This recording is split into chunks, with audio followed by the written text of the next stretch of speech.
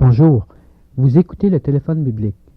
Amis à l'écoute, peut-être avez-vous parfois l'impression que votre vie ne vaut pas grand-chose. Au milieu de la tourmente constante où nous sommes tenus de vivre dans ce monde toujours occupé à courir derrière son ombre, ce sentiment est compréhensible. Il nous semble parfois n'être plus que des numéros que l'on jette après usage. Cette impression peut rapidement conduire à la dépression nerveuse, à l'abandon. Chez certains, cela va même jusqu'au suicide. Mais il y a une issue. Nous avons chacun une immense valeur, même si les autres ne le voient pas ou ne la reconnaissent pas. J'aimerais que vous pensiez à ce que la parole de Dieu nous dit quant à nos origines. Au commencement, Dieu créa les cieux, la terre et tout ce qui s'y trouve. Il créa l'homme et la femme à son image. L'idée répandue par la science que l'homme serait le fils ou le cousin du singe n'a rien de rassurant ni de réconfortant. Même si les singes sont souvent plus humains que les hommes d'aujourd'hui. Non, nous sommes, vous êtes vous-même, le résultat d'un acte créateur de Dieu. Oui, nous avons été engendrés par nos parents, mais ils n'auraient rien pu faire si Dieu n'avait pas permis que nous soyons conçus. Nous sommes ici parce que Dieu l'a voulu.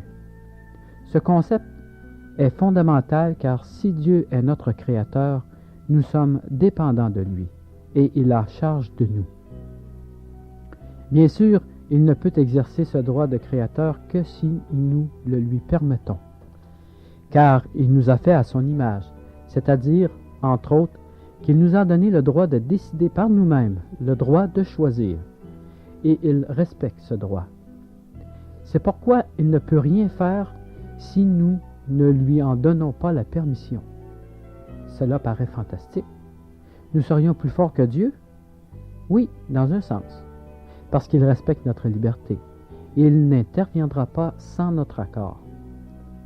Non, nous ne pouvons lui dicter sa conduite, lui imposer nos goûts, mais nous pouvons lui dire non, et dans ce cas, il se retire et attend notre appel. C'est pourquoi il est si important de le reconnaître comme notre Dieu et Seigneur et lui demander d'agir dans nos vies selon sa volonté. La toute-puissance de Dieu qui appela l'univers à l'existence et le maintient en vie est disposée à vous soutenir dans toutes vos difficultés. Alors, mon ami, relevez la tête et regardez en haut d'où peut venir le secours. Merci d'être à l'écoute et rappelez-nous demain pour un nouveau message.